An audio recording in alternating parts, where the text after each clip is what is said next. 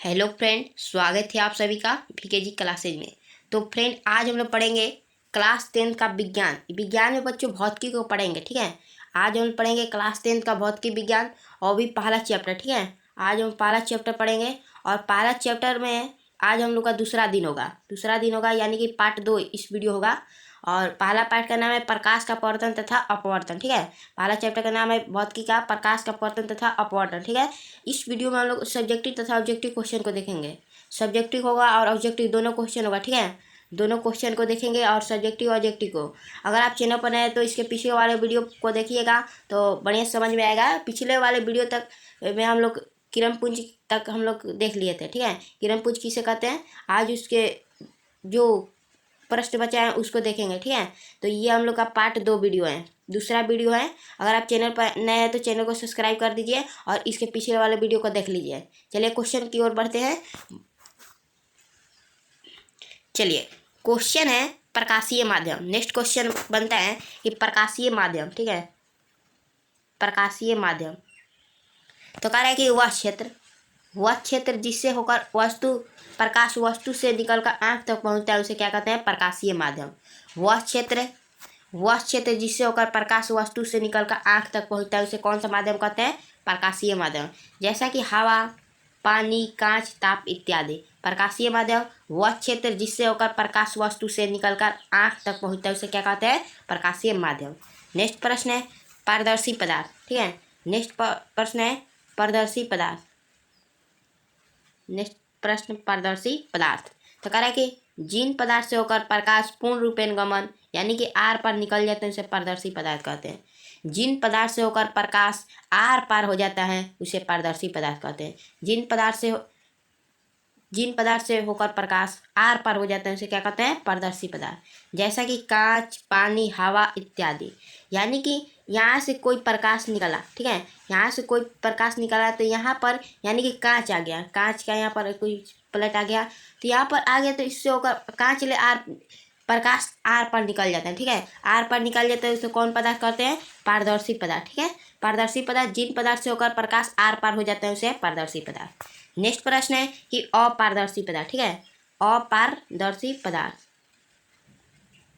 तो अपारदर्शी पदार्थ को देखते हैं। तो कह रहा है कि जिन पदार्थ से होकर प्रकाश बाहर नहीं निकल पाता है उसे अपारदर्शी पदार्थ। जिन पदार्थ से होकर प्रकाश आर पार नहीं हो पाता है उसे क्या कहते हैं, अपारदर्शी पदार्थ। जैसे कि पत्थर, ईंट, यानी कि यहाँ से प्रकाश स्टार्ट हुआ, यहाँ से प्रकाश, यहाँ पर ईंट आ गया, यहाँ पर ईंट आ गया, ठीक है। ईंट आ गया तो ईंट से प्रकाश आर पर नहीं होता है, ना, तो उसके क्या कहते हैं, अपारदर्शी पदार्थ। जिन पदार्थ से प्रकाश आर पर नहीं होता है उसे क्या कहते हैं, अपारदर्शी पदार्थ। नेक्स्ट प्रश्न है परभासी यानी कि परभासी पदार्थ। परभासी पदार्थ किसे कहते हैं, कह रहा है कि जिन पदार्थ से होकर प्रकाश का कुछ ही अंश बाहर निकलता है उसे क्या कहते हैं, परभासी पदार्थ। कह रहा है कि परभासी पदार्थ तो जिन पदार्थ से होकर प्रकाश का कुछ ही अंश पार होता है उसे परभासी पदार्थ कहते हैं। यानी कि कह रहा है कि तेल लगा हुआ कागज, घिसा हुआ कांच यानी कि शीशा, ठीक है। अगर मान लीजिए कि यहाँ पर घिसा हुआ शीशा है, मान लीजिए कि ये घिसा हुआ शीशा है, ठीक है। घिसा हुआ शीशा है और यहाँ से प्रकाश निकल रहा है और इस पर पड़ेगा तो कुछ ही अंश बाहर निकल पाएगा तो उसे क्या कहते हैं, परभासी पदार्थ। क्या कहेंगे, परभासी पदार्थ। कह रहा है कि जिन पदार्थ से होकर प्रकाश का कुछ ही अंश बाहर होता है उसे परभासी पदार्थ कहते हैं। नेक्स्ट प्रश्न है कि छाया, ठीक है। छाया नेक्स्ट प्रश्न है, तो चलिए छाया को देखते हैं। कह रहा है कि छाया प्रकाश के गमन पथ जब अपारदर्शी वस्तु पर रख दी जाती तो प्रकाश उस अपारदर्शी वस्तु को पार नहीं कर पाता है, इसलिए वहाँ अंधेरा क्षेत्र बन जाता है जिसे छाया कहते हैं, ठीक है। प्रकाश के गमन पथ पर जब अपारदर्शी वस्तु रख दी जाती है तो प्रकाश उस अपारदर्शी वस्तु को आर पार नहीं कर पाता है, इसलिए वह अंधेरा क्षेत्र हो जाता है, इसे क्या कहते हैं, छाया कहते हैं, ठीक है। छाया प्रकाश के गमन पथ पर जब अपारदर्शी वस्तु रख दी जाए तो प्रकाश उस अपारदर्शी वस्तु का पार नहीं कर पाता है, इसलिए वह अंधेरा क्षेत्र बन जाता है, उसे छाया कहते हैं, ठीक है। नेक्स्ट प्रश्न है कि प्रकाश का परावर्तन, VVI है। ठीक है, प्रकाश का अपवर्तन जो प्रश्न है VVI है, इस पर बहुत फोकस अच्छा से देना होगा कि प्रकाश का परावर्तन। ठीक है, चैप्टर का नाम है प्रकाश का अपवर्तन तथा अपवर्तन। तो चैप्टर को समझना होगा कि चैप्टर का कहने का तात्पर्य क्या है। तो प्रकाश का अपवर्तन, ठीक है, तो कह रहा है कि जब प्रकाश की किरणें किसी समांगी माध्यम से चलकर अन्य वस्तु की सतह पर पड़ती हैं तो वह किरण या तो किसी वस्तु द्वारा अवशोषित हो जाती है या उस वस्तु से पार कर जाती हैं या उसके सतह से टकराकर लौट जाती हैं। यानी कि कहने का मतलब जब प्रकाश किसी समांगी माध्यम से चलकर अन्य वस्तु की सतह पर पड़ती हैं तो वे किरणें या तो वस्तु से अवशोषित हो जाएगी या उस वस्तु को पार कर जाती हैं या उस सतह से टकरा कर लौट जाती हैं। यानी कि प्रकाश का पहले ही माध्यम में लौटने की घटना क्या कहते हैं, प्रकाश का परावर्तन। ठीक है, प्रकाश सिंपल, वेरी सिंपल, प्रकाश का परावर्तन। प्रकाश जब किसी अपारदर्शी वस्तु पर पड़ता है तो वह पहले ही माध्यम में लौट जाता है, तो लौटने की घटना को प्रकाश का परावर्तन। ठीक है, नेक्स्ट प्रश्न है प्रकाश का अपवर्तन है। देखिए या उससे भी सिंपल तरीके से टाइप किया है कि प्रकाश का अपवर्तन। ठीक है, प्रकाश की किरणों का पहले ही माध्यम में वापस लौटने की घटना को क्या कहते हैं, प्रकाश का अपवर्तन। प्रकाश की किरणों का पहले ही माध्यम में लौटने की घटना को प्रकाश का परावर्तन। ठीक है, प्रकाश की किरणों का पहले ही माध्यम में लौटने की घटना को प्रकाश का परावर्तन। ठीक है, यहाँ पर एक और क्वेश्चन बनेगा कि प्रकाश जिस सतह से टकराकर अपने ही माध्यम में लौट जाती है, परावर्तक सतह। यहाँ पर क्वेश्चन बनेगा कि परावर्तक सतह किसे कहते हैं। ठीक है, परावर्तक सतह, तो प्रकाश जिस सतह से टकराकर अपने ही माध्यम में लौट जाता है उसे परावर्तक सतह। देखिए कि प्रकाश का परावर्तन, प्रकाश की किरणों का पहले ही माध्यम में लौटने की घटना को प्रकाश का परावर्तन, जिस सतह से टकराकर अपने ही माध्यम में लौट जाता है उसे परावर्तक सतह कहते हैं। ठीक है, देखिए यहाँ पर कह रहा है कि चांदी सबसे अच्छा परावर्तक है। ठीक है, चांदी सबसे अच्छा परावर्तक है। चलिए नेक्स्ट प्रश्न है कि परावर्तक सतह की प्रकृति के अनुसार परावर्तन दो प्रकार के होते हैं। ठीक है, परावर्तक सतह की प्रकृति के अनुसार परावर्तन दो प्रकार के होते हैं, नियमित परावर्तन और दूसरा अनियमित परावर्तन। ठीक है, तो देखते हैं नियमित और अनियमित क्या है। कि देखिए नियमित परावर्तन की कहा जाए कि नियमित परावर्तन, ठीक है, नियमित परावर्तन कि जब प्रकाश की किरणें चिकनी और चमकीली सतह पर पड़ती हैं तो वे नियमित रूप से परावर्तित हो जाते हैं। ऐसे परावर्तन को नियमित परावर्तन कहते हैं। जब प्रकाश की किरणें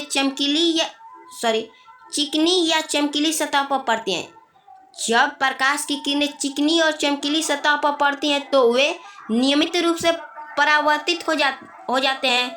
ऐसे परावर्तन को नियमित परिवर्तन कहते हैं। ठीक है, यह नियमित परिवर्तन का डायग्राम है, नियमित परिवर्तन का डायग्राम।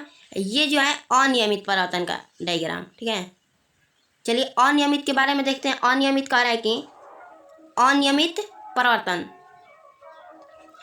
कह रहा है कि जब प्रकाश की किरणें रुखड़ी और चमकीली सतह पर पड़ती हैं तो वे अनियमित रूप से परावर्तित हो जाती हैं।